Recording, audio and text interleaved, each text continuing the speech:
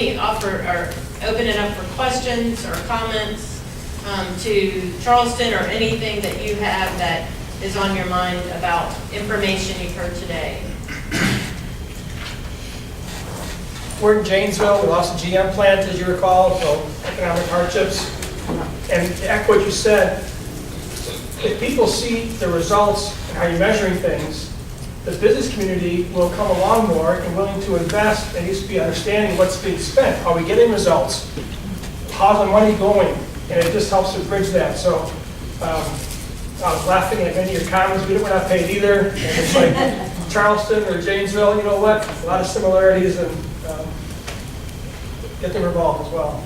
That's the one thing you'll hear us, for those of you that where we visit you from time to time, that's always what you'll hear us say. You know, it's so-and-so was talking about this that relates to what you're doing. And that's, we were so glad to bring everybody together today, because you probably believe it more from them than you do us, right, when we're telling you that. But that's what we get to hear, is even though there's a little different twist, that's what Tim and I were talking about earlier, a little different twist, a little different type of problem defined, for the most part, there are very many consistencies of what educational school districts are experiencing every day. And at some point, you know, listen, it was yesterday when Nate Kaufman said, healthcare systems are either going to be Apple or Kodak. And I was like, whoa, that's it. I mean, we could translate that down. And what he basically was pointing out is, for those in school districts, for those school districts that embrace change, that see change as a good thing, that see striving for something better as something good, will be the Apples of the world. But for those that think it's not going to be a new day, that this will go away, then we're probably going to be the Kodaks, you know. And I thought that was really kind of a neat way. It just, obviously, it stuck in my mind, is that our challenge for anyone in here is, you know, we don't know what it means to exactly to be an apple, but let's work together to be an apple, because that's the way we really take back control of our education system rather than others controlling it for us. Questions, comments, thoughts? I just want to add to Bill's comment from the other perspective. One thing that we've seen when we've put this transparency and accountability piece out to our public is the business sector then becomes an advocate for education in a way that's far stronger than we anticipated. Now, what occurred in Santa Rosa and really kind of in Northwest Florida is the funding model that we have in the state of Florida was examined very closely by our business community, and they judged it as inadequate. So when legislatures listen and they hear educators, we have this problem of perception that we're just whining, and I really do wonder. Sometimes we do, quite frankly. So when the business community speaks, though, they listen. And so there has been a huge movement now, I think, certainly within our Northwest Florida delegation, in an organized manner to address this funding model in a way that's very proactive. So it was an offshoot of accountability and transparency to our business community that they really, really understood then where we really, really were. And that was an opportunity for them to move this forward. So it was an unrecognized, unanticipated outcome that has really proven very useful. One thing I really do want to manage up with Charleston is I have to manage up Audrey. That's our contact, because Audrey has... Stand up, Audrey! Yeah.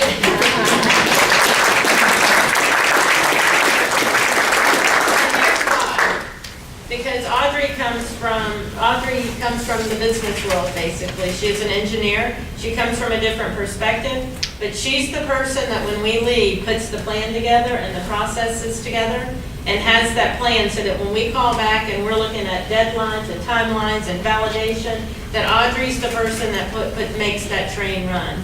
It's kind of not that, I mean, she doesn't probably get a lot of credit for that, but the one thing that we found is that individual is so critical, because we're not there.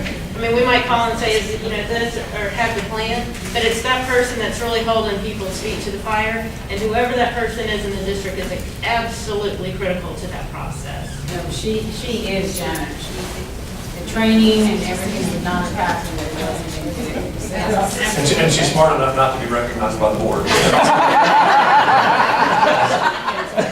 The fact that you all had a strategic plan, did that accelerate your progress into this process? Absolutely. We did not go back and revisit our mission statement, our goals. Being in education for 3 decades, I've done more mission statements than I can have fingers and toes. And we were, that work, we basically endorsed. We're still on these goals. I said to the principals a couple years ago, if I go into your school and no one knows our 3 goals that we've had for 5 years, who am I going to blame? Of course, the principals, because they have to carry the message. So we were pretty solid, and now I would say all of our most of our teachers know our goals, and we think that captures everything. What is different now is it's measurable. I mean, how far are we going to go? What does our community expect the graduation rate to be in 2016? And then we even had that in our budget discussion. Well, we're going to get there. Here's how much money we need to put into literacy. And we did, that was, a big budget issue, but we linked it back to what we were trying to promote. Yes, Mr. Bobby? It strikes me as we all spend a little time commiserating collectively about our challenges, and obviously as challenges are shared, the reaction of those in the room indicates that there's some heart and heads come together, and we're touching each other and really understanding and feeling for one another. But I want to share something that really is exciting from our perspective, I think. And I haven't asked Dr. McGinley or Mr. Fraser if I can say this, but so this is unrehearsed. But as I listened to our presentation and how we reflected upon our challenges and dysfunctional situations, I want to share with everyone that because we have constancy of purpose for the first time in perhaps the history of the district, and consistency of leadership, Mr. Fraser and Dr. McGinley are those people who are providing that.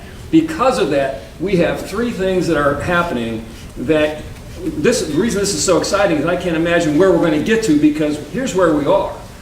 We have reached a financial stability position in this district that has not been attained before.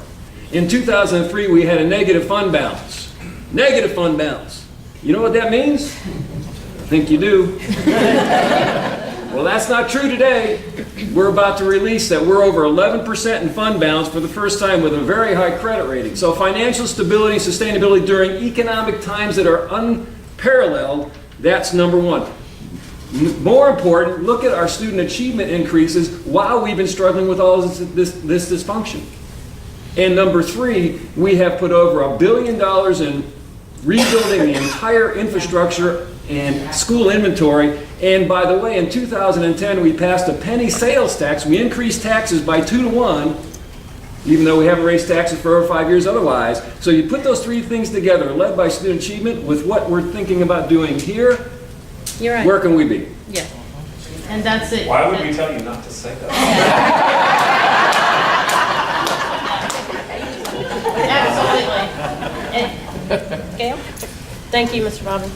I just would like to say that as someone who's been in this profession for almost 50 years now, that I think what Tim said earlier about sometimes we're our own worst enemy, and that we thought we only had the solutions and that we were the experts, that it's really encouraging to me to see how much we're all over the country reaching out in partnerships and relationships and understanding it really does take a village to educate our children. And I think that's great.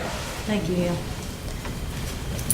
Bob and Gail, husbands, have been union leaders for 50 years? 100 years.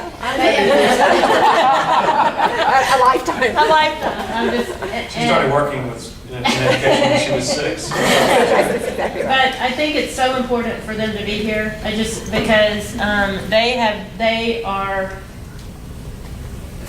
from a union perspective, you cannot find 2 better professionals that could represent the teaching profession than the 2 people who are sitting here. And one thing that we have always been able to do with them is to check ourselves, because they'll tell us, which is good.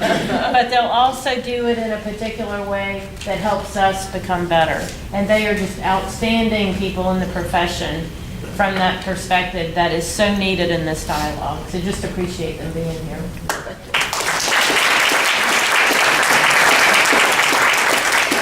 Any other questions? We're going to